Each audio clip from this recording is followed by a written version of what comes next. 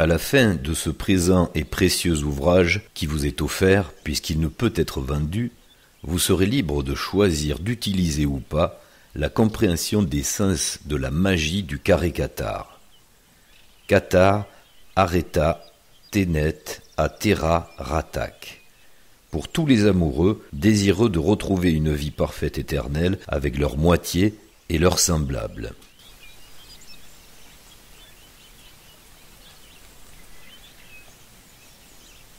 C'est dans un verdoyant champ de conscience à 666 mètres d'altitude que les Cathares, sans cloche ni tambour, ont eu l'envie de raisonner. Réfléchir à mi-haut, entre le trou d'une vallée abritant leurs habitations, proches de l'eau, oxygénée par une forte cascade, et les sommets d'une secrète montagne, tour d'observation en connaissance d'orientation. À cette altitude médium, la réflexion du sixième sens donne à comprendre qu'une conscience peut clairement distinguer deux origines différentes à ses idées.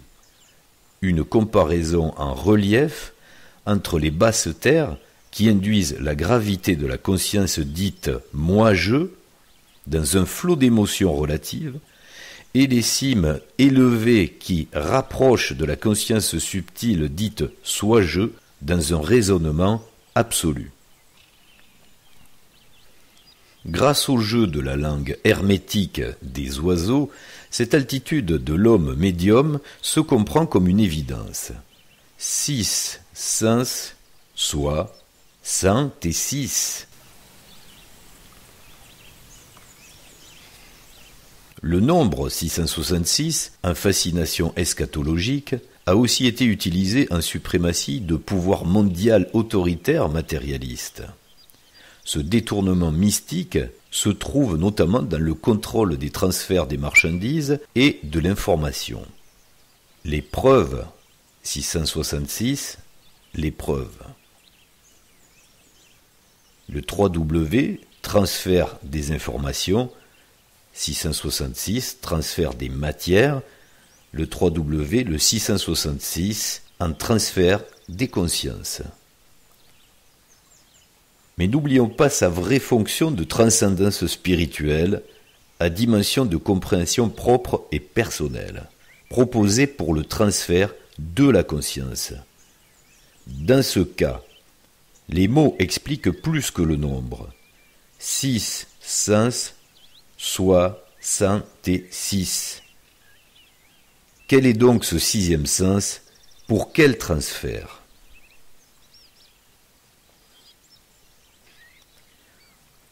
Le Cathare moi-je préfère les jeux d'esprit qui, avec merveille, peuvent s'exprimer en jeux de mots géométriques, mathématiques. Ils savent qu'un carré hermétique devient magique dès lors qu'il révèle un raisonnement dans tous les sens du terme. Ainsi, le carré 666, en calcul de nombres, comme en réflexion de mots, offre une résolution nouvelle par le 9. Un 9 symbolise bien le renouveau du moment qu'une conscience intuitive moi-je prend goût à chercher les règles du jeu dans lequel elle doit réfléchir. Quelle est donc l'origine de l'organisation intelligente de ce jeu?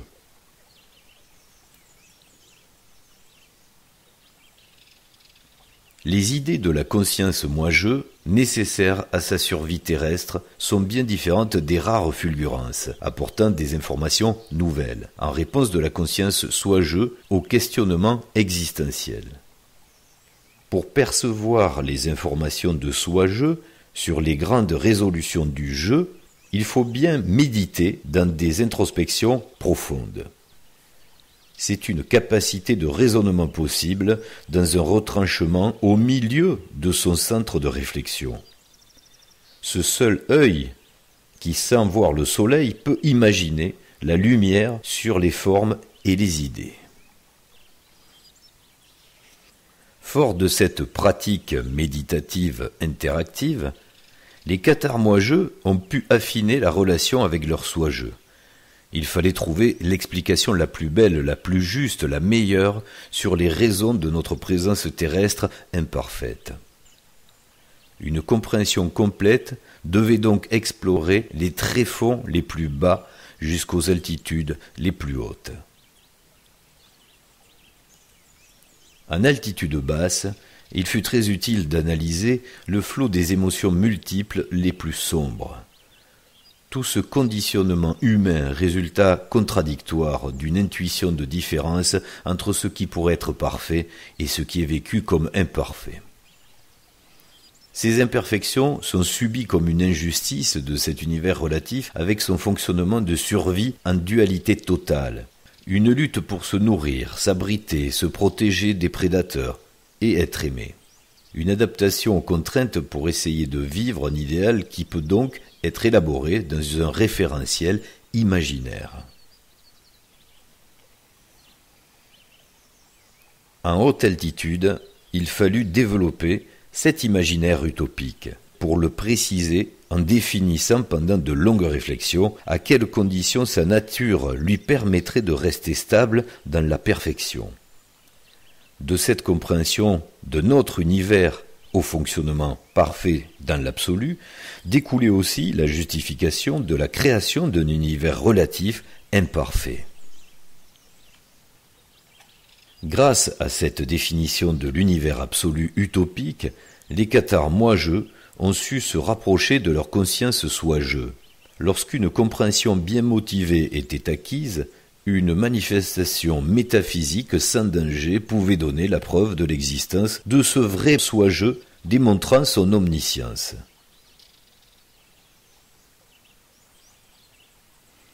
Pour élargir cette compréhension, soi-je allait donc faire raisonner moi-je d'une logique de l'omniscience, analyser les lois physiques relatives nées de la métaphysique.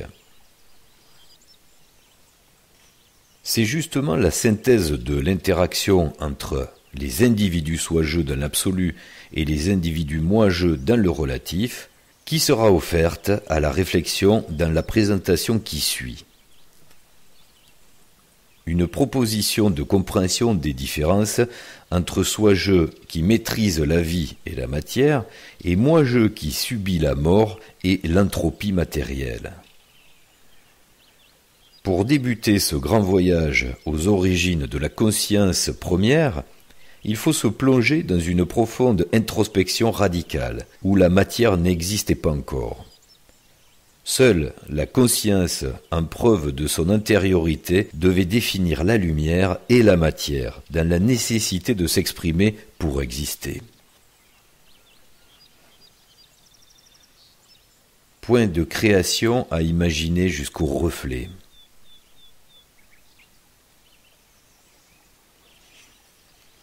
En partant de l'idée du néant jusqu'au constat qu'il existe quelque chose, nous sommes obligés d'admettre le moment d'un point singulier de la création intelligente dans les meilleures raisons à exister en conscience.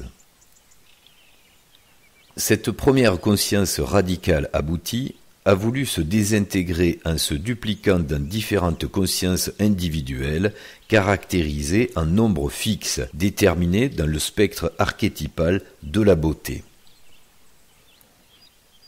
Elle a voulu que chacune de ces consciences connaisse ce même point de singularité radicale, pour qu'elles puissent toutes intégrer sa perfection originelle en individualité multiple, obligatoire pour une interaction totale, éternelle et stable.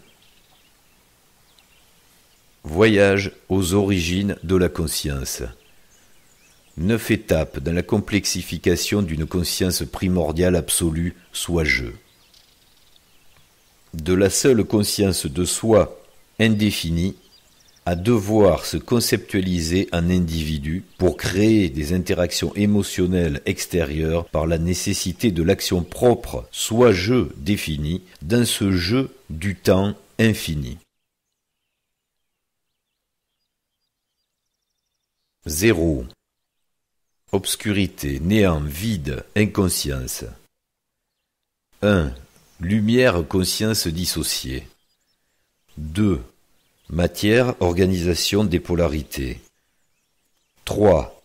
Les trois dimensions, le cadre spatial. 4. Les quatre éléments, comportement de la matière. 5. Les cinq sens, individualisation fonctionnelle formalisée. 6. Fragmentation caractéristique animale, la forme et la fonction. 7. Fragmentation polarisée dissociée. 8. Swaja et Swajo à la recherche de leurs semblables. 9.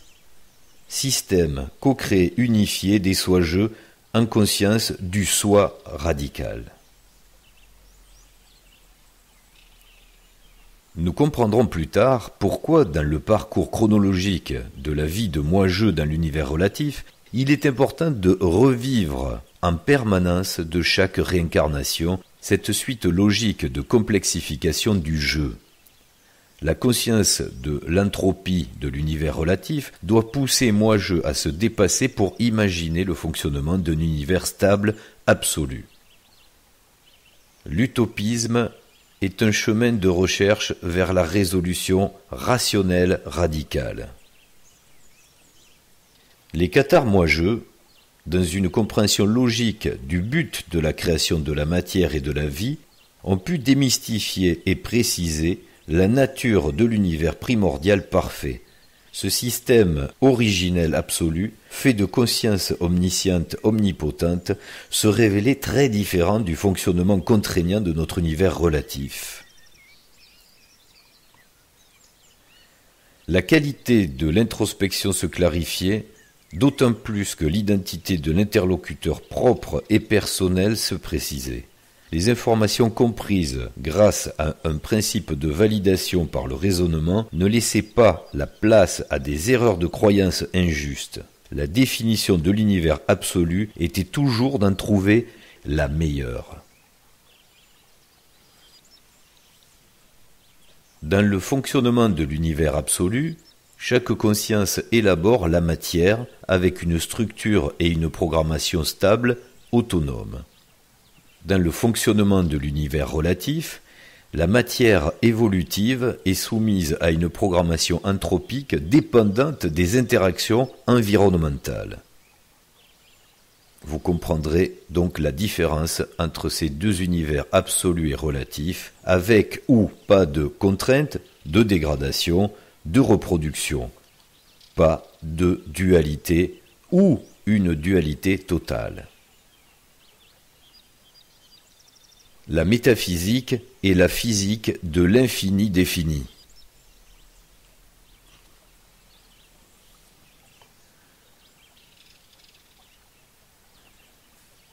Dans la différence des univers absolus où vivent Swaja et Swajo, ou dans l'univers relatif où vivent Moija et Moijo, les différences entre l'absolu et le relatif seront entre l'équilibre et l'entropie, la métaphysique et la physique, l'infini et le fini, la métaconscience et l'inconscience, l'omniscience face à la science, l'omnipotence face au potentiel limité, et enfin l'éternité face à la mortalité. Un art de vivre face à une stratégie de survie. La conscience soi-je crée la matière. Sator, à repos, Ténet, Opéra, Rotas. La conscience soi-je crée la gravité, alors que la conscience moi-je transforme la matière. La mystérieuse fascination des couples mystiques iconiques. Dans la précision de comprendre l'univers absolu, les moi-je cathares ont intégré l'importance déterminante à définir la véritable nature de l'amour dans sa perfection complète. Ils avaient déjà comme priorité d'exprimer et manifester la grâce et la grandeur des sentiments de cœur les plus nobles. Dans l'univers absolu, Il n'y a pas de dualité puisque toutes les consciences soi-je omniscientes, omnipotentes, et la véritable utopie totale est possible par la force émotionnelle la plus grande.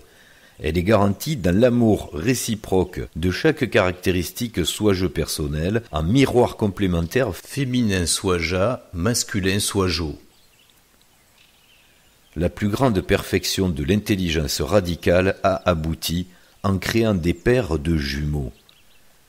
Une identique identité en différence de genre, pour garantir la stabilité amoureuse éternelle.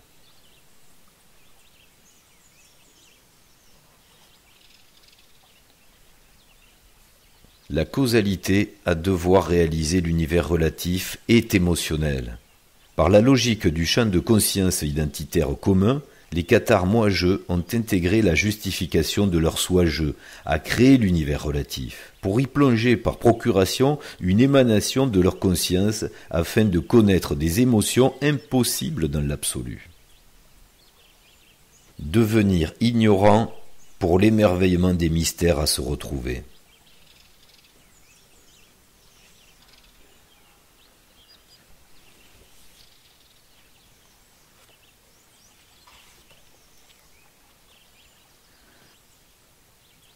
Survol sur l'état d'esprit pathologique provoqué dans l'univers relatif, un traumatisme radical de la séparation de sa moitié et dans l'ignorance de sa durée de survie.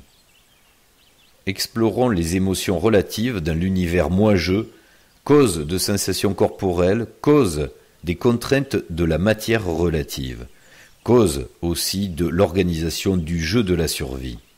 Manque de nourriture, manque d'eau, peur sur l'intégrité corporelle, peur de l'inconnu, peur de mourir, peur de la solitude, faim, soif, souffrance, douleur, mélancolie, tristesse, peur, colère, terreur. Levez le voile. Sois-je, omnipotent, créateur de sa volonté dans la matière, ne peut connaître qu'un état émotionnel parfait. Il veut donc explorer des états émotionnels opposés pour élargir sa conscience et prendre constamment plaisir de retrouver son essence originelle. Sois-je, omniscient, veut se perdre dans l'ignorance pour avoir le plaisir de se résoudre mais sans se perdre. Sois-je vit donc par procuration son moi-je dans le jeu et œuvre à son amélioration de vie en vie pour résoudre les contraintes dans la matière environnante et qui constitue, pour finir, par se résoudre lui-même en conscience qu'il est l'émanation de soi-je. Soi-je, dans la complétude amoureuse soi-ja, soi-jo, veut connaître la séparation relative pour entretenir le plaisir de se retrouver. Pour intégrer l'idée d'un support de conscience, il est très utile de raisonner un modèle de fonctionnement pour intégrer sa structure spatiale et se positionner. Le logos radical d'une conscience en synthèse informatique peut se comprendre en formalisant cette conscience par une sphère, centre mobile de l'intelligence analytique décisive dans son champ d'évolution dédié sous forme de tore contenant sa propre mémoire. Sur ce modèle, comme pour le comportement du matériel biologique cellulaire génétique, quasi-mitose, méiose, nous pouvons faire une transposition de cette mécanique pour les supports de conscience. Comprendre la manifestation matérielle spatio-temporelle individuelle grâce au logos des champs de conscience. Comprendre les champs comme des zones, espaces dédiés à l'information matérielle et mémorielle de chaque individu conscience. Comprendre la nature des interactions dans leur zone d'action dédiée, le tout faisant partie du champ originel de soi non personnalisé. Soi, loi du roi qui fait foi pour toi et moi. On peut encore utiliser ce logos pour structurer une mécanique de fonctionnement cosmologique spatio-temporel avec un positionnement prévisible dans l'espace et le temps. Une cosmologie universelle stable en rotation verticale π du tore absolu induit la cosmologie perpendiculaire horizontale en mouvement φ du tore de l'univers relatif. D'où la compréhension de la nature des trous noirs avec les différences de luminosité et l'explication du cycle expansion-contraction de l'univers relatif.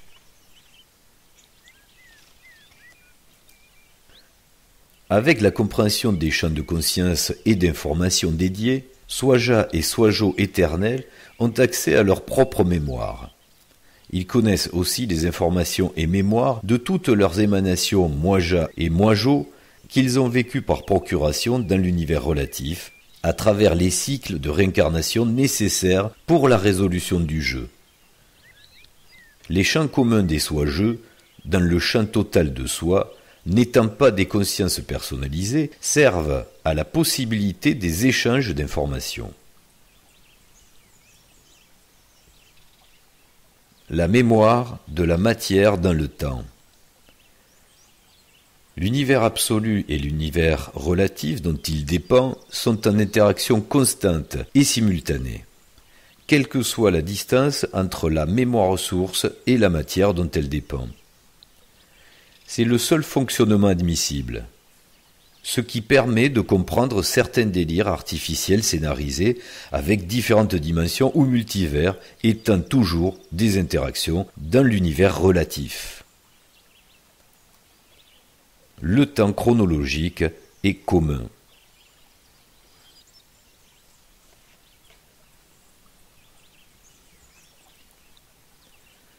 L'influence émotionnelle zodiacale.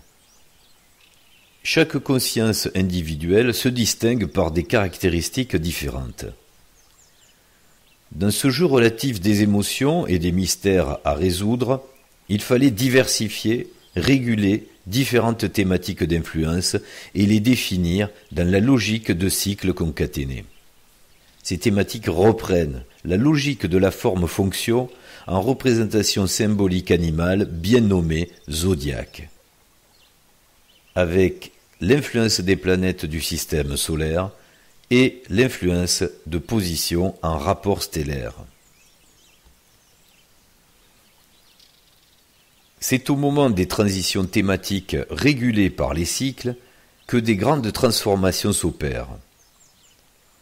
Ces transitions présentent des choix et des orientations différentes selon le propre cycle chronologique du jouet ou jouet-moi-jeu, en interaction de son joueur-soi-jeu.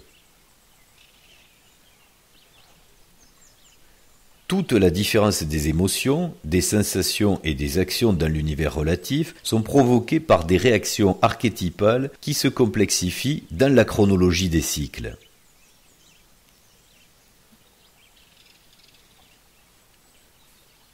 Soi-je par procuration de moi-je va évoluer dans des logiques de survie caractérisées.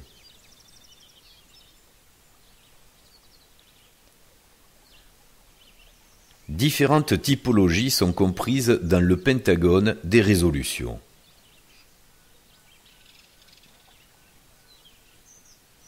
La résolution 1 pour rejoindre l'absolu. La résolution 2 avec le sauveur divin par la métaphysique terrestre. La résolution 3 par la physique terrestre en résolution technologique. La résolution 4 par le sauveur extraterrestre et par la physique extraterrestre. La résolution 5 en co-créateur relatif par la métaphysique extraterrestre. Cinq typologies différentes, 5 résolutions, 5 choix d'orientation.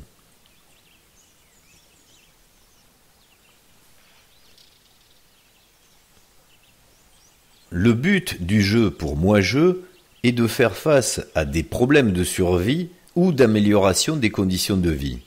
Il faut donc résoudre les contraintes de l'univers relatif anthropique avec une matière qui se dégrade et une énergie à exploiter. Il faut, au-delà de la gestion matérielle, raisonner un choix ontologique de survie psychologique et se projeter dans un type de résolution. Dans le pentagone des résolutions, la typologie 1 conscientise son retour dans l'univers radical absolu et les typologies 2, 3, 4 et 5 adoptent un projet avec un logos défini dans les restrictions de l'univers relatif. La typologie 2 en conscience par l'interaction métaphysique théologique, la typologie 3 en conscience par interaction de la matière avec une énergie atomique, la typologie 4 en conscience par interaction de la matière avec une énergie subtile, et la typologie 5 en conscience par interaction métaphysique pseudo-personnelle.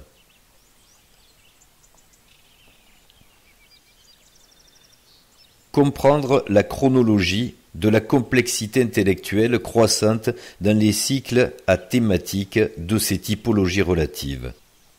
Comme un jeu d'échecs, toutes les interactions possibles offrent une grande diversité de stratégies pour évoluer vers la résolution finale du jouet revenant à son joueur.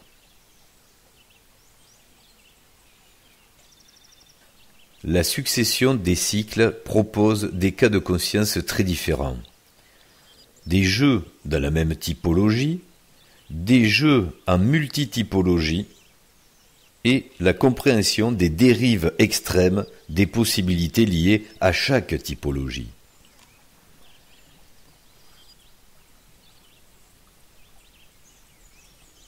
Pour bien comprendre la vraie différence entre ces deux univers, nous préciserons leur définition. Absolu, sans limite, qui ne comporte aucune restriction ni réserve, ce qui existe indépendamment de toute condition ou de tout rapport avec autre chose. Définition de relatif, qui présente une relation avec, qui ne suffit pas à soi-même, n'est ni absolu ni indépendant.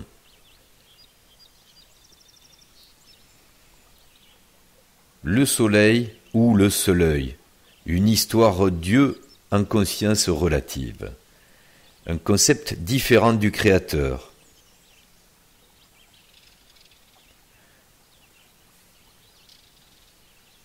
Dans le pentagone des résolutions, dans la typologie 2, louons le seul Dieu, résolution par le Sauveur divin.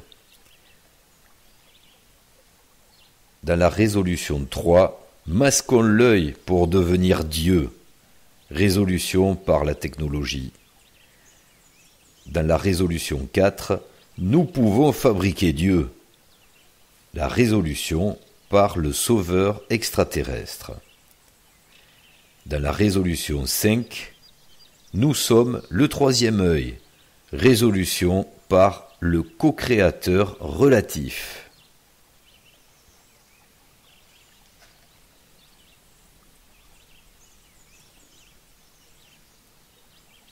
Une ontologie différente, un concept très différent de l'idée du créateur.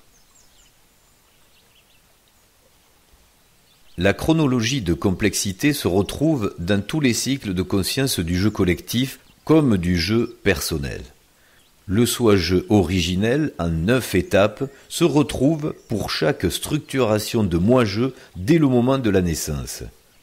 0. Obscurité, néant, vide, inconscience. 1. Lumière, conscience dissociée. 2. Matière, organisation des polarités. 3. Les 3 dimensions, le cadre spatial. 4. Les 4 éléments, comportement de la matière. 5. Les 5 sens, individualisation fonctionnelle formalisée. 6. Fragmentation caractéristique animale, compréhension de la forme et de la fonction. 7. Fragmentation polarisée dissociée. 8. Moi-ja et moi-jo à la recherche de semblables, vouloir sa moitié relative. 9. Rejoindre sa moitié absolue, moi-ja et moi-jo en recherche d'éternité.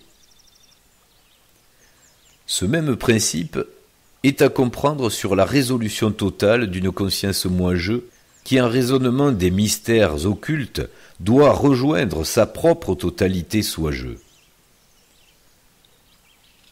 0. Obscurité née en vide inconscience suppose la nécessité de la lumière 1. 1. Lumière conscience dissociée suggère l'organisation de la matière 2. 2. Matière organisation des polarités comprend le potentiel énergétique, le déplacement et l'espace 3. 3. Les trois dimensions, le cadre spatial, inspirent la maîtrise du temps par l'organisation de la matière 4. 4. Les quatre éléments, comportements de la matière, ordonnent les interactions nécessaires au sens 5 jusqu'à l'ultime émotion. 5. Les 5 sens, individualisation fonctionnelle formalisée, induit le 6e sens, l'intuition de soi-je. 6. Le 6e sens fonctionnel inspire le désir de création, construction matérialisée des 7 merveilles du monde. 7. Les merveilles architecturales expriment l'infini. L'infini, l'idée de l'infini, 8. 8. L'infini définit, précise l'éternel en conscience, la connaissance du tout neuf éternel. 9. La nouvelle résolution de la conscience relative, le réveil absolu. Le vrai logos sacré qui relie à l'origine se formalise autour de deux polarités opposées, mais jumelles d'identité. Les deux moitiés, femme, homme, sont déclinées en complémentarité pour un appairage parfaitement indéfectible. Bien plus qu'un mode de fonctionnement, c'est le principe systémique, universel, total, obligatoire. Pour la résolution du jeu, les symboliques de ce logos sont présentes sur Terre dans tous les domaines raisonnables. Les symboles des opposés complémentaires. Femme, homme, sans polarité, pas de dynamique émotionnelle, vitale, énergétique, mécanique. Le principe des polarités. Femme, homme, lune, soleil, eau, feu, rond, carré, négatif, positif, froid, chaud, nuit, jour, proche, loin. L'intelligence par la symbolique exprime aussi la dynamique de fonctionnement des deux polarités en dichotomie matérielle et en résolution philosophique. La résolution de la quadrature du cercle. Pour comprendre la mesure différente de l'égalité entre le féminin et le masculin dans son équilibre proportionné. Dans le cadre de ce raisonnement logique, le jeu de l'expression géométrique offre son logos de résolution. Cette synthèse est exposée dans une mystérieuse merveille pyramidale. Pour bien comprendre en conscience les preuves que la physique dépend de la métaphysique, que l'univers relatif dépend de l'univers absolu, les cathares moi-je ont dépassé leur point de vue relatif. Pour rendre accessible la possibilité d'une résolution radicale, l'intelligence universelle utilise la logique commune de la géométrie et des mathématiques, discipline rationnelle sans ambiguïté. Cette démonstration utilisera donc pi et phi, nombres universellement connus de toutes les consciences analytiques ordonnées. Quel que soit le lieu où vous viviez, sur la planète et dans tout l'univers, la valeur calculée de la circonférence d'un cercle est pi. C'est une constante universelle comprise par chaque conscience dotée d'une intelligence mathématique capable de quantifier et d'ordonner. Ce nombre universel fait donc partie du langage de la conscience intelligente à utiliser pour communiquer le raisonnement, conduisant à l'origine de la volonté ordonnée. Comme pi, phi est un nombre universel. La subtilité était bien de trouver et exprimer la logique géométrique commune à ces deux nombres qui de plus représentent une compréhension de fonctions matérielles et d'interaction entre les consciences polarisées. Chacun peut calculer ce rapport unitaire avec la superposition de la quadrature du cercle. Son utilisation et sa projection révèlent l'intelligence fondamentale des lois de structuration formelle et fonctionnelle.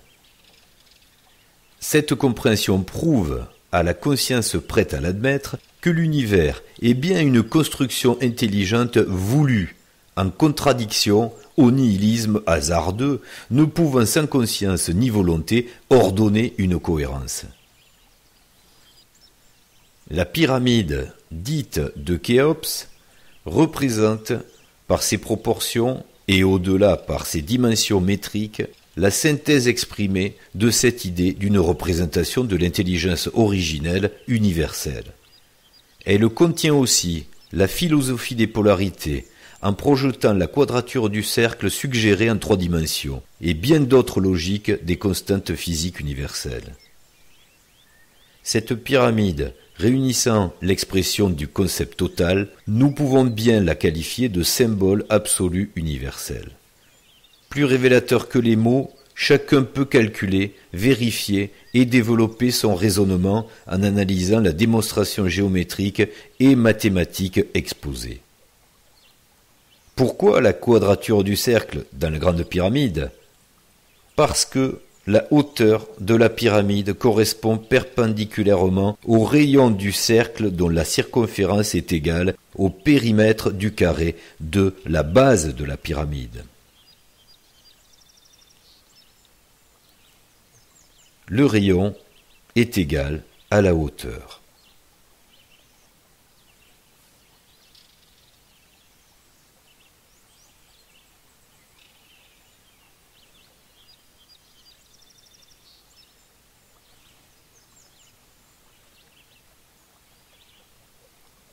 Avec de l'attention et de la réflexion, nous pouvons enfin trouver l'Apocalypse.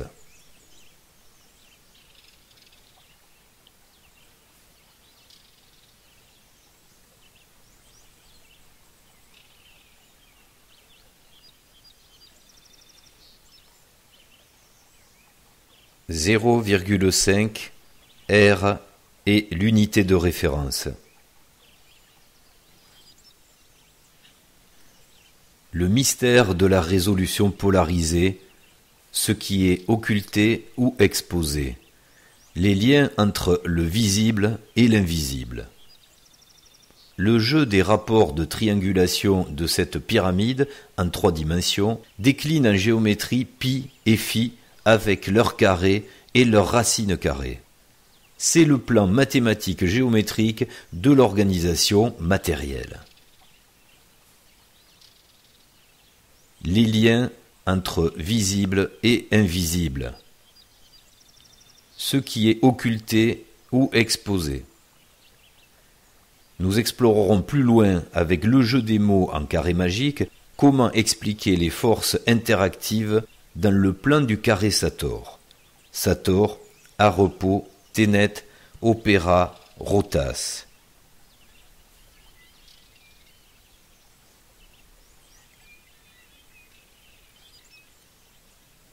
Vous noterez au passage une réflexion sur la forme et la fonction avec pi, phi et l'axe h qui vous permettront de noter que dans l'interaction pi moins h égale phi, h est égal à 1,5236.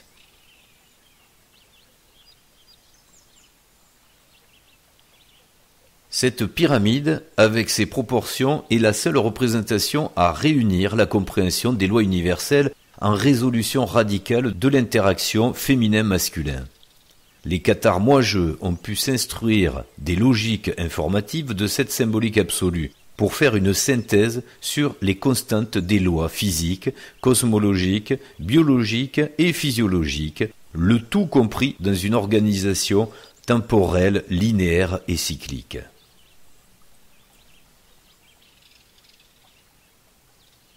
La Terre est le point de vue privilégié pour en comprendre la mesure. Des multiples corrélations géométriques obligent la pertinence d'utiliser le mètre ou la coudée avec la base métrique référentielle, ce qui impose de comprendre le mètre comme unité universelle référentielle ou le multiple unitaire de distance. Après avoir intégré l'importance de la compréhension de la pyramide universelle, les Cathares-Moijeux ont pu valider la preuve de l'explication des Soijeux sur l'interaction de l'absolu et du relatif. Effectivement, dans une période du jeu où la résolution par la typologie technologique permet d'accéder aux informations de mesure ou de lois physiques, il est possible de constater des distances choisies entre des lieux symboliques, des mesures géodésiques particulières, la vitesse de la lumière, la constante dite de Planck et la notion d'intrication quantique. À présent, il est bien possible de constater que les proportions très spécifiques de la pyramide universelle se retrouvent dans la géodésie de la Terre. Symbolique à l'échelle terrestre. D'autres recherches peuvent mettre en évidence encore bien des corrélations matérielles, notamment sur l'horlogerie du système solaire, mais aussi sur la mesure du temps des différents cycles que nous avons évoqués plus avant. Dès lors, il est possible d'intégrer le raisonnement que notre univers relatif serait bien une création de l'univers absolu qui, omniscient, omnipotent, peut en déterminer les caractéristiques totales. Les Cathares-Moijeux ont alors mis en évidence ce jeu d'informations occultes prouvant que la Terre, par ses dimensions et sa position, est bien le lieu pour être en mesure de prouver l'artificialité de notre univers relatif. En jouant toujours avec les logos géométriques, mathématiques, philosophiques, dans des symboliques, les messages de la grande interaction sont omniprésents. Symbolique à l'échelle du système solaire. Ce n'est pas le hasard qui crée la coïncidence que, vu de la Terre, le Soleil et la Lune donnent l'illusion d'avoir la même dimension.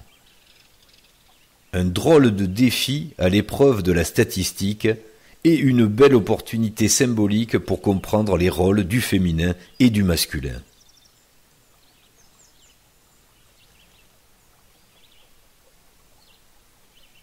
La langue française offre des compréhensions occultes.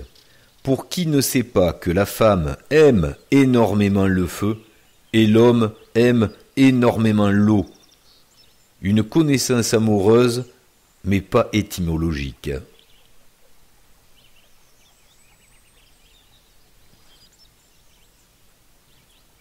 La Terre est donc un point de vue privilégié pour en partir. Dans la même logique vérifiable des polarités obligatoires pour la conscience du jeu interactif, nous pouvons constater cette démonstration parmi bien d'autres sur notre planète Terre. 2 sites d'une civilisation ayant accompli des constructions mystérieuses représentent encore les polarités systémiques. L'île de Pâques face à la pyramide de Gizeh. L'île de Pâques, point le plus isolé en mer, face à la pyramide de Gizeh, le point le plus centré sur Terre. L'île de Pâques de roches volcaniques et la pyramide de Gizeh avec des roches sédimentaires.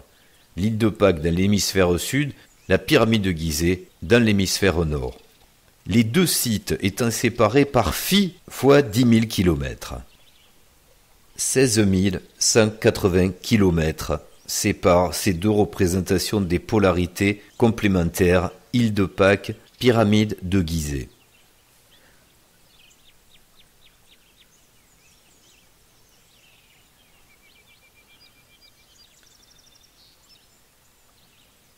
La France est la métrologie sacrée. Nous pouvons comprendre les rapports stratégiques des 5 typologies en présence sur le jeu d'échecs de l'univers relatif en fonction de leur projet de résolution.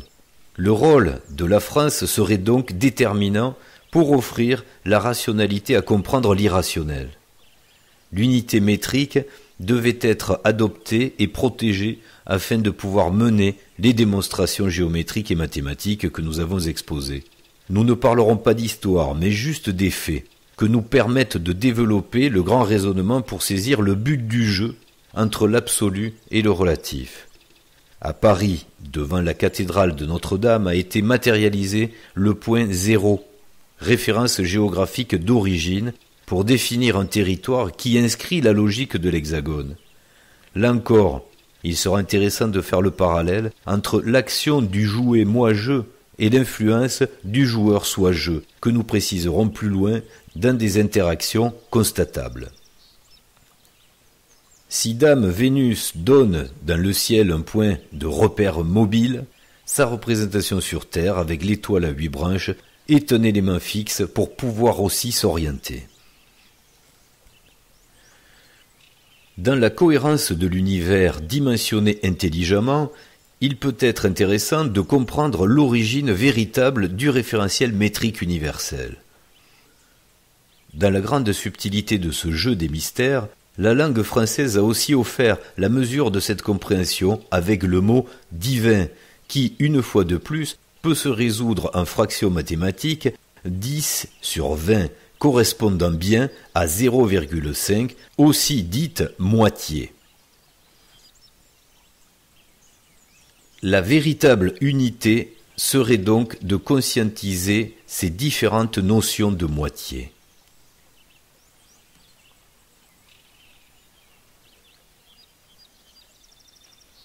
Observons encore une coïncidence où le hasard ne peut remplacer la logique cohérente.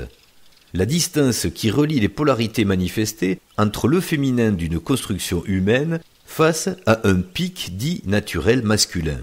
Notre-Dame de Paris se situe exactement à 666 km du pech de Bugarac dans l'Aude. Nous avons exposé au tout début l'importance de la compréhension des différentes utilisations de ce nombre ésotériquement occulte sacré.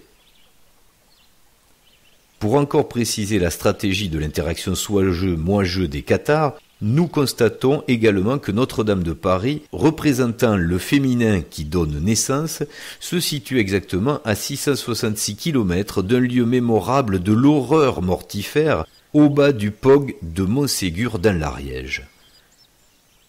Il existe bien d'autres correspondances mettant en évidence ce jeu, prouvant l'interaction de l'univers absolu avec l'univers relatif, mais nous nous attarderons sur ce cas cathare qui peut transmettre des connaissances précieuses.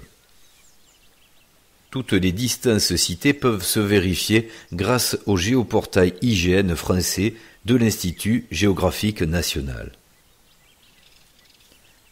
Ce grand jeu émotionnel stratégique se décline, nous l'avons vu, dans des réalisations matérielles explicables par la compréhension de la grande interaction, mais aussi dans différentes synthèses des logos de raisonnement, comme les lettres, les mots, le langage et leur utilisation en architecture intelligente pour exprimer des concepts dynamiques. Là aussi, le hasard écarté par la cohérence permet la transmission des raisonnements démontrant l'origine et le but du jeu. Les carrés gnostiques. Pour comprendre en conscience l'organisation de la matière, les cathares connaissent la science philosophique du carré Sator. Et pour en préciser les caractéristiques différentes dans l'univers absolu ou relatif, ils connaissent le carré de leur propre nom, cathare. La différence entre croyance et connaissance. Quoi de mieux que ces preuves accumulées afin de résoudre les mystères dans une période apocalyptique où les raisonnements de vérification et de synthèse sont possibles grâce au passage à une nouvelle typologie du pentagone des résolutions évolutives. Dans cette transition, la technologie matérielle et la diffusion de l'information permettent bien à ceux qui le veulent d'accéder à l'ascension de la conscience vers l'absolu. Il faudra comprendre toutefois que, en vertu des différentes typologies présentes sur l'échiquier relatif, et selon le moment d'entrée qui conditionne la sortie d'un cycle de jeu, tous les jouets moi-jeu n'ont pas le même projet d'orientation. Il serait donc vil, vain et déplacé pour une conscience de typologie 1 de vouloir convaincre celle appartenant aux autres typologies du pentagone des résolutions. Très clairement, il est évident que la preuve de cet apocalypse ne peut se transmettre que dans la discrétion des stratégies entre des soi-jeux et des moi-jeux, ou entre des moi-jeux de cette même typologie, sans devoir s'exposer publiquement sur l'échiquier de l'univers relatif organisé pour continuer sa partie.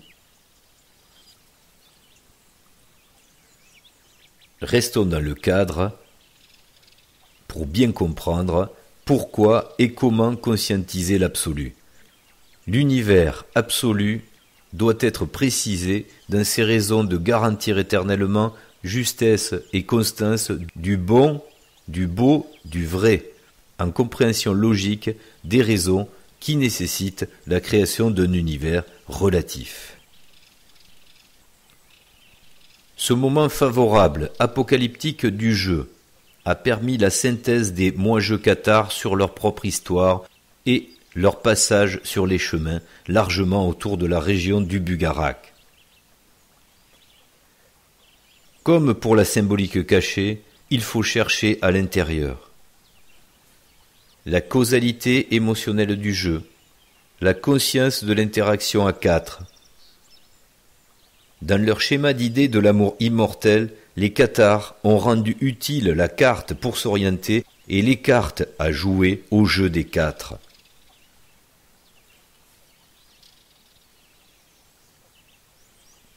Par ce signe, tu le vaincras. Le chiffre 4 orienté en X et le cœur de leur symbolique. La transcendance est identitaire, de la croix à la foi. La croix délimite la division caractéristique. La foi identifie les caractéristiques. Comprendre la logique différente de ce qui est en relief et ce qui est caché en creux pour le passage de la croyance à la connaissance de sa propre origine. Soi-je transmet à moi-je son identité caractérisée radicale, immuable.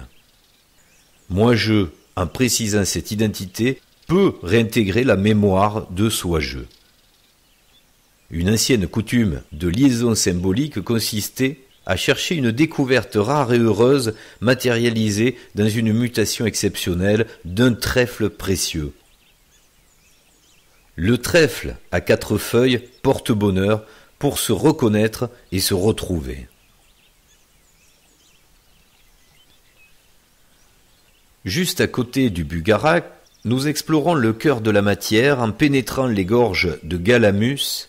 Dans une cavité se trouve un carré Sator, support de connaissance de la conscience qui structure et organise la matière.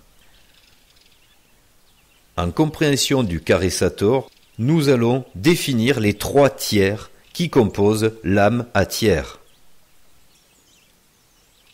Prendre en conscience la nature et l'origine de la matière. Sator, à repos, Ténet, Opéra, Rotas.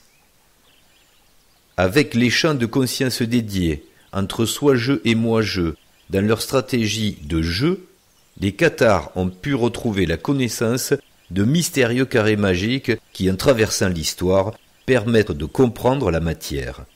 La différence de son comportement dans l'univers absolu et relatif, mais aussi l'origine de la conscience. Matière entière. Le noyau comme un grain de riz au milieu d'un stade de 100 mètres de long avec l'électron gravitant en périphérie. Voilà l'échelle atomique. La vitesse électronique permet la consistance matérielle. La matière dépend d'une vitesse, donc d'une énergie de mouvement. C'est ce que l'on appelle le nuage électronique. Prendre conscience de l'échelle structurale de la matière, son fonctionnement énergétique de mouvement et l'ensemble de son organisation cohérente. Sator, Arepo, Tenet, Opera, Rotas. Intégrons le rôle de chaque élément sous l'influence des différentes forces en interaction en précisant la définition de chaque mot dans le carré Sator. Sator, ce qui est fixe, Arepo, au repos, Tenet, tient, Opera, l'action sur, Rotas, ce qui tourne. Autrement formulé, l'antimatière Sator, par l'action de fixation à repos, contient la matière Rotas, animée par l'action dynamique Opera, stabilisée et orientée par l'axe Tenet. Tenet, l'axe qui tient par l'intérieur, maintient aussi l'organisation orientée de la matière. Du microcosme au macrocosme, toute la matière se comporte avec la même cohérence, des plus petites aux plus grandes interactions, des atomes aux planètes. Sator, Arepo, Tenet, Opera, Rotas.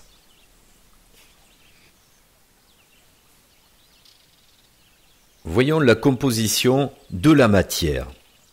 Comprenons maintenant la fonction dynamique en 3 dimensions des 3 tiers, logiquement structurée dans le carré Sator, véritable plan de compréhension de la matière.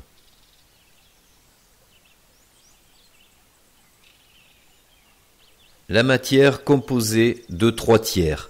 1. L'énergie. 2. L'architecture. 3. La volonté. L'énergie et le mouvement. L'architecture et le plan de cohérence. Et la volonté, la conscience. Un mouvement à comprendre en 3 dimensions.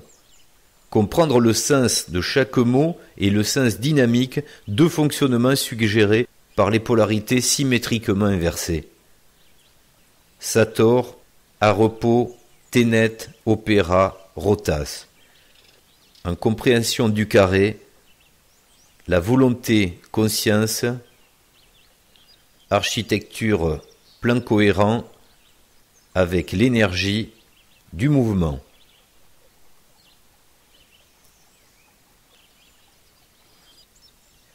Sator, Arepo, Tenet, Opera, Rotas. La structure et le sens des mots de ce carré Sator en 2 dimensions induisent la projection du plan mécanique en 3 dimensions. Ce plan fonctionne en cinématique caractérisée du sens de chaque mot. L'intelligence du carré Sator présente la compréhension de la matière.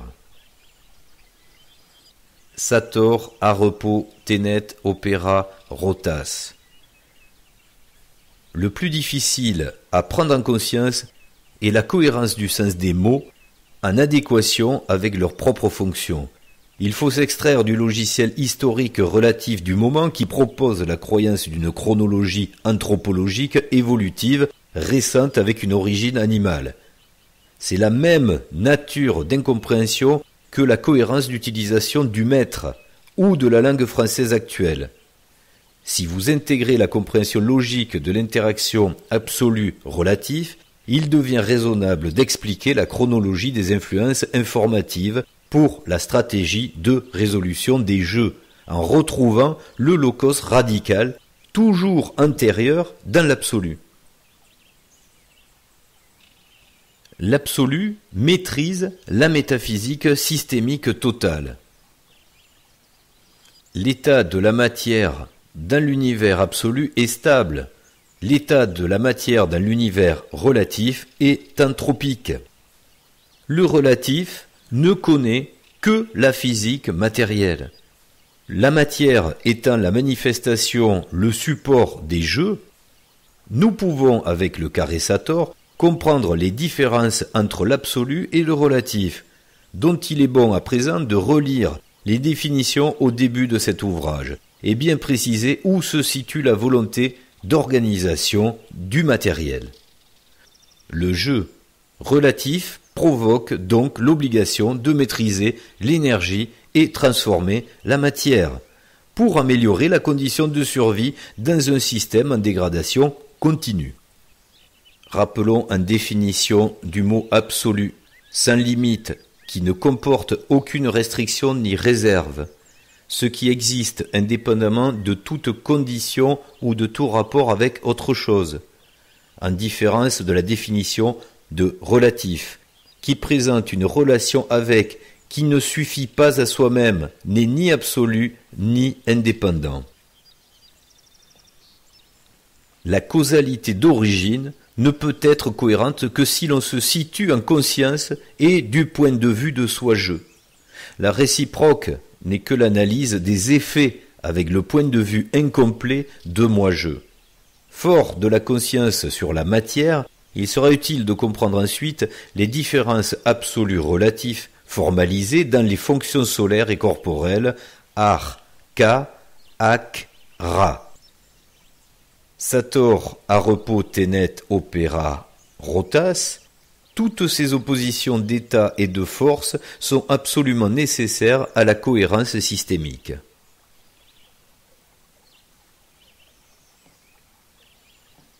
Soi-je, omnipotent, crée la matière, moi-je ne peux que la transformer.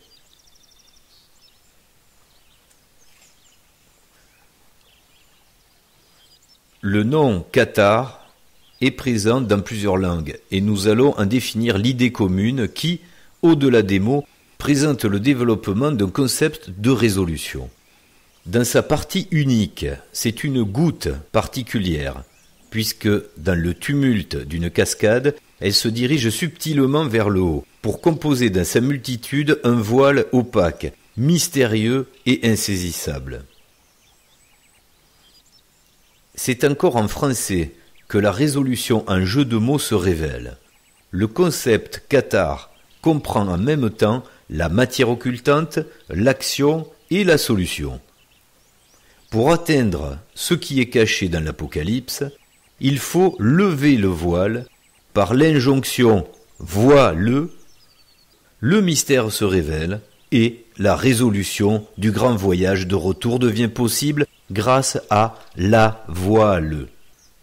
La voile. Plus que des subtilités divertissantes, le mot intégral est un trésor pour composer le carré du même nom et pouvoir conscientiser l'intelligence absolue exprimée pour le relatif.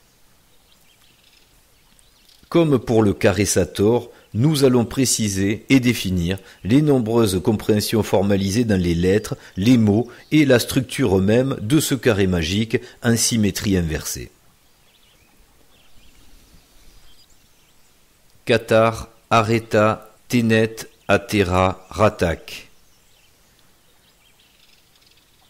Le sens des mots du carré révèle le sens d'une phrase quand le voile cathare est libéré. Cathare, Areta, Ténet, Atera, Ratak. Le libéré arrête de tenir à la terre rattachée.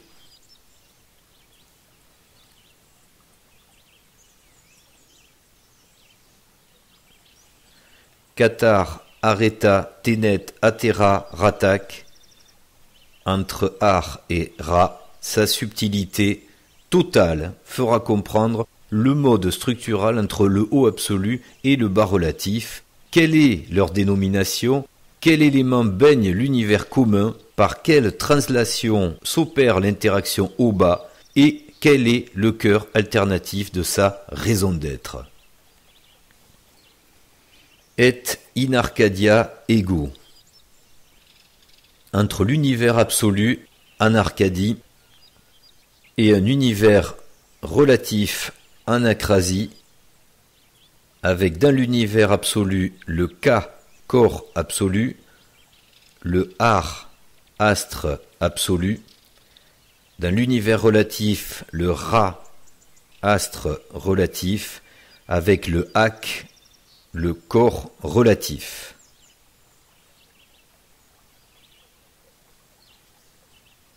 Catar, areta, tenet, atera, ratak, et in Arcadia ego.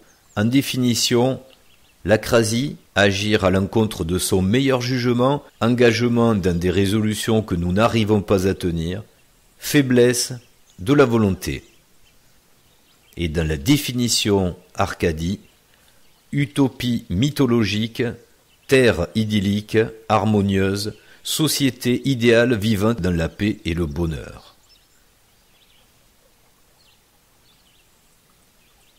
Vous comprendrez donc une fois de plus la différence mise en évidence entre l'univers relatif et l'univers absolu, entre l'acrasie et l'Arcadie. Dans la définition de apocalypse, qui n'est pas fatalement cataclysme, il y a la levée du voile au masculin pour s'orienter correctement et la levée de la voile au féminin qui, en complémentarité, feront accomplir le grand voyage de retour en Arcadie. Et en acrasie je suis, et en Arcadie je suis. Interdum. Cette mythologie d'un lieu de vie utopique a été transmise et codée dans l'histoire, particulièrement dans un tableau historique de Nicolas Poussin, Les bergers d'Arcadie. Cette œuvre, à lecture polarisée, se dessine dans la région initiatique du Razès, où des cathares moigeux souhaitaient ardemment survivre dans l'acrasie relative avec l'idée parfaite de la vraie vie en Arcadie absolue. Au centre du tableau, et in Arcadia ego, le moment où l'humain peut faire un choix entre une nouvelle jeunesse relative ou un retour dans la perfection de l'Arcadie éternelle absolue.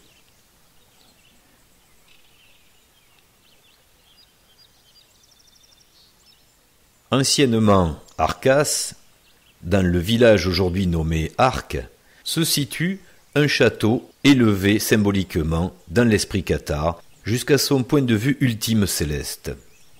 Ces lieux ont connu le respect du vivant, le goût pour la beauté et tous les arts magnifiant l'amour courtois.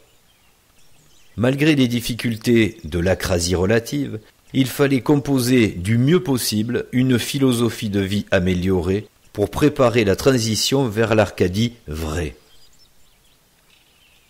À Arques, l'Arcadie jouant de l'arcane qui est caché, secret, mystérieux. À chacun de comprendre la bonne carte pour pouvoir s'orienter.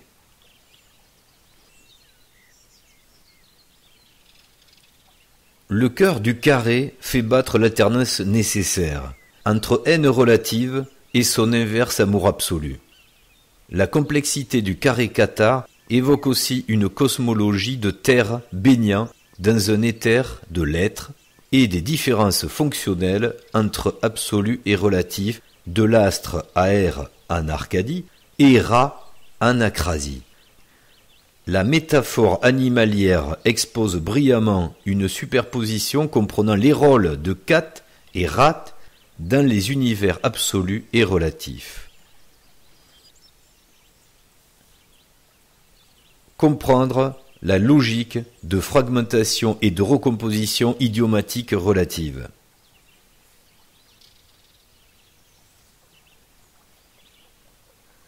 Sator, à repos, tenet, opera, rotas. Catar, areta, tenet, atera, ratak. Ce jeu d'intelligence en lien complexe développe des complémentarités à synthétiser pour se résoudre et se projeter vers l'univers initial. Catar, areta, tenet, atera, ratak. Le libéré arrête de tenir à la terre rattachée. Sator à repos, tenet, opera, rotas. Le fixe à repos tient l'action de ce qui tourne. Catar, areta, tenet, atera, ratak, sator, à repos, tenet, opera, rotas. Le libéré fixe à repos arrête de tenir à l'action sur terre de ce qui tourne rattaché. Le libéré fixe à repos arrête de tenir attaché à l'action de ce qui tourne sur terre.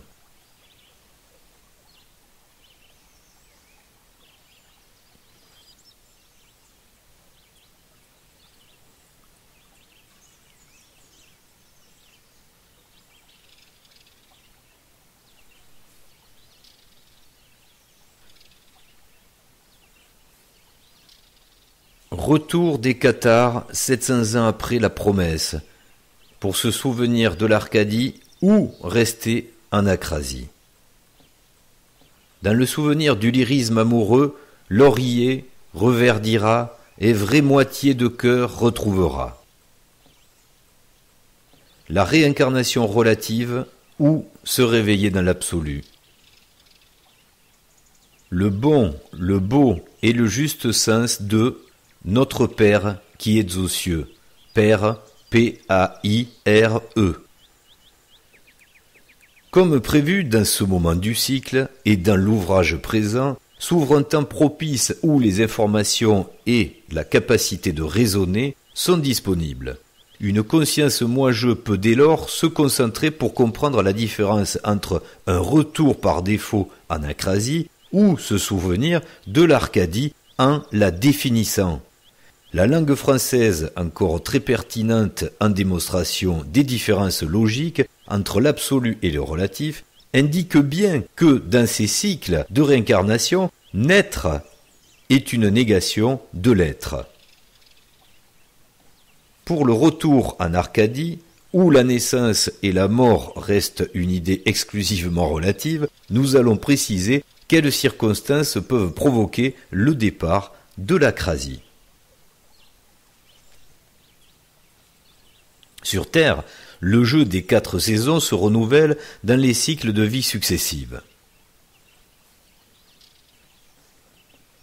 C'est au moment du passage d'une vie à l'autre que la conscience moi-je, en connaissance de son identité entière, véritable soi-je dans l'absolu, ne se dirige plus vers la lumière sans savoir ce qu'il y a à découvrir juste après.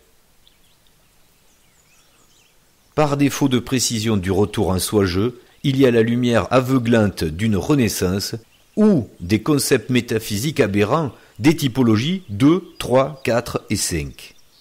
Par exemple, en sortie d'état comateux ou de transe archétypale relative.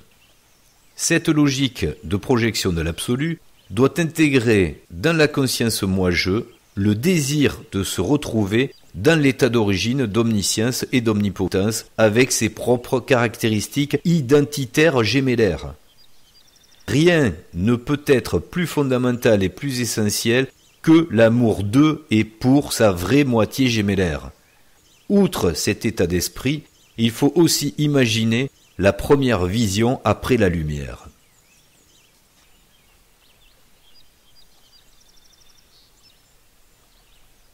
Moi-je détermine la situation qu'il va retrouver derrière la lumière éblouissante.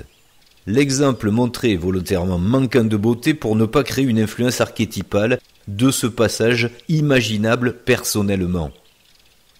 L'important sera donc de définir non pas le décor précis du lieu de réveil, mais le contexte du moment de soi-je retrouvant ses esprits après un rêve. Il en est de même sur les détails caractéristiques de la vraie identité individuelle des jumeaux soi-je, le vrai réveil.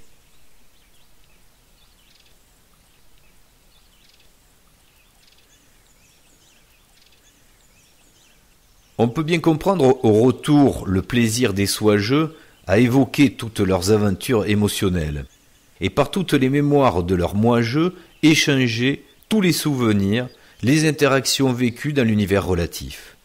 Des combats, des alliances, des amours, des déviances, tout ce qui se joue dans le relatif, impossible dans l'univers vrai absolu.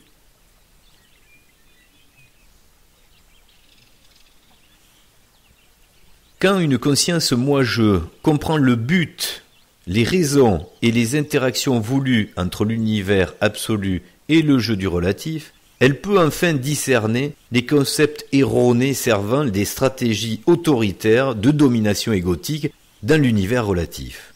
En voici quelques exemples. Tout est un est tout. Tu n'es pas ton corps. Le temps n'existe pas. La matière n'existe pas. Nous venons faire une expérience dans la matière, au-delà, il n'y en a pas. Le concept du corps supérieur fait de lumière. Il faut retourner à la vacuité, au néant. L'univers est le résultat du hasard. La conscience est née de la matière. Le but de l'évolution est de devenir omniscient et omnipotent dans l'univers relatif. Le futur est déjà réalisé. Le passé persiste en existence. Le passé et le futur, tous les temps se vivent en même temps. L'évolution dépend d'un parcours hiérarchique spirituel. La conscience n'a pas d'identité. Il faut revenir à la conscience originelle, androgyne, non-genrée et non-duelle. Toutes ces grossières erreurs du théâtre relatif forment des erreurs fatales du logiciel 404. Le théâtre des aberrations fascinantes de l'univers relatif. Toutes ces aberrations et bien d'autres sont utilisées en technique de fascination par des mystificateurs dominant leurs adeptes. C'est l'une des nombreuses stratégies d'influence dans les rapports de force et de survie utilisées dans le jeu relatif. Au final, un jeu où tous les participants sont gagnants, puisque nous évoquons les déviances intellectuelles ou comportementales qui font s'opposer les différentes typologies sur l'échiquier du relatif. Il faut encore répéter en point de vue de l'absolu qu'il n'y a pas de joueur en qualité supérieure ou inférieure dans cette confrontation dualiste.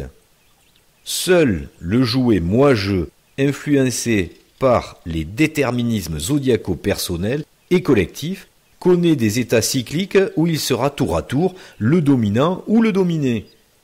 Chaque vrai joueur de l'absolu doit connaître alternativement tout le cycle émotionnel qu'il joue par procuration en relatif. Il y a des différences de niveau de conscience dans le jeu, puisque les cycles des typologies différentes sont en chronologie décalée, justement pour que le jeu de la dualité soit complet. Comprenez donc qu'il n'y a pas dans l'absolu de meilleurs joueurs. Il y a dans le relatif des jouets différents à différents moments. Mais le temps déterminé venu, chaque participant gagne son départ pour le vrai réveil absolu. Comme dans le relatif, nous avons ce goût de jouer et les joueurs soit jeu se replongeront dans moi, je, quand leur envie dans leur cycle se manifestera. Le Cathare dans la nouvelle ère relative. Cathare, Areta, Ténet, Atera, Ratak. C'est encore dans le plaisir de la quête, la progression et la découverte de nouveaux chemins que la conscience retrouve les informations et la logique de la raison à retourner dans l'absolu. À l'opposé des organisations hiérarchisées, avec des cultes et des rituels, cette connaissance cathare ne peut que se transmettre par des coïncidences stratégiques des soi-je pour leur moi-je et par l'intermédiaire entre certains moi-je. Puisque notre passage relatif est une résolution mystérieuse, l'esprit cathare laisse dans le sud de la France un jeu de recherche dont l'origine se situe aux pêches du Bugarac. Si ce sanctuaire reste celui des énigmes du passé, sa continuité se démultiplie par la même logique du sixième sens en distance de points singuliers. Comme exposé au début de cet ouvrage, il existe 3 points de référence thématique pour raisonner avec les carrés cathares de ces lieux, faisant écho à bien d'autres carrés discrètement scellés, précisément arpentés. Une coïncidence de plus a permis de déterminer un point commun de résolution où les carrés cathares noirs et dorés se rassemblent. Il se trouve que ce lieu particulier faisait dans le passé déjà l'objet d'une tradition intéressante. Toutes les jeunes personnes voulant trouver leur moitié devaient s'y rendre un jour particulier de l'année pour en formaliser le souhait. Comme vous êtes sensible aux logiques symboliques, il ne vous aura pas échappé que la nature a exprimé dans cette clairière pentue 2 rochers dont la forme explicite présente bien l'un des aspects complémentaires de la résolution principale. Ce point singulier, bien signalé sur notre cartigène de France au 1/25 millième, peut renouer avec son ancienne tradition, permettant à des personnes animées de leur même utopie de se rencontrer. Pour préciser la logique de convergence, il sera évident de choisir les 2 journées très symboliques de l'année où la durée de la nuit et du jour sont égales. C'est donc pendant les dates des équinoxes de printemps et d'automne que ce lieu peut permettre d'accueillir tous les individus voulant partager leurs réflexions et pour toujours définir au mieux l'univers absolu. Que ce soit en commun ou personnellement, préciser l'univers absolu dans le respect du cadre est essentiel. L'univers absolu doit être précisé dans ses raisons de garantir éternellement justesse et constance du bon, du beau, du vrai, en compréhension logique des raisons qui nécessitent la création d'un univers relatif. Préciser la réflexion jusqu'au reflet.